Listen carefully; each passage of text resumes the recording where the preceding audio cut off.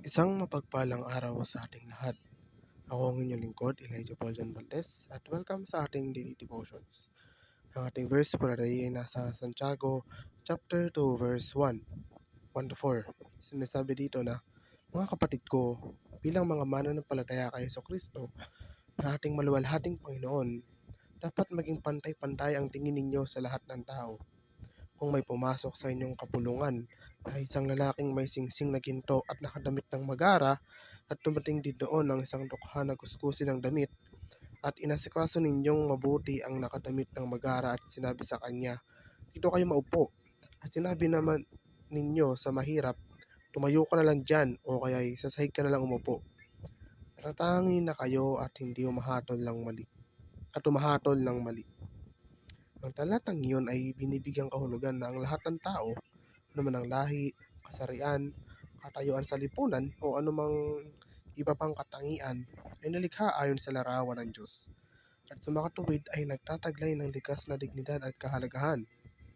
Ang lahat ng tao ay pantay-pantay na ginawa ayon sa larawan ng Diyos. Ito ay isang pangunahing paniniwala sa maraming relihiyon, partikular na ang Kristyanismo, na nagbibigay diin sa likas na dignidad at halaga ng bawat individual, anuman ang pinagmulan o pangyayari.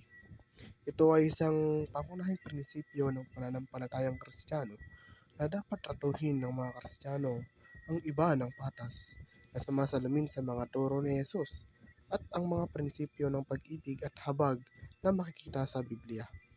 Ang dahilan kung bakit mas mamahalin natin ang iba kapag pinakamamahal natin ng Diyos ay ang pag-ibig na pinakatotoo.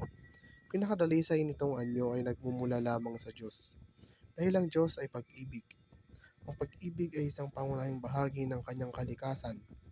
Nagagawa lang natin siyang mahalin o kahit kanino dahil una niya tayong minahal. Nagagawa lang nating ibigay ng libre sa iba ang natanggap natin ng libre mula sa Kanya. Ang ibig sabihin ng pangangalaga sa hindi inaalagaan ay pag-aalaga, pagbibigay at pagpapakita ng habag sa mga napabayaan, nakalimutan o kulang sa mahahalagang pangangalaga. Hinihikayat na pansinin ang hindi napapansin, na binibigyang pansin ang mga detalye at karanasan na kadalasang hindi napapansin, na nagpapaunlad ng mas malalim na kamalayan sa mundo at sa sarili. Ang pagmamahal para sa hindi kamahal-mahal ay isang konsepto na naghihikayat sa pagpapaabot ng habag at pag-unawa sa mga taong itinuturing na mahirap o hindi karapat-dapat sa pag-ibig, na nagbibigay diin na ang lahat ay karapat-dapat sa kabaitan at biyaya. Muli, ako ang inyong lingkod, Elijah Paul John Valdez, at dito na po nagtatapos ang aking daily devotions.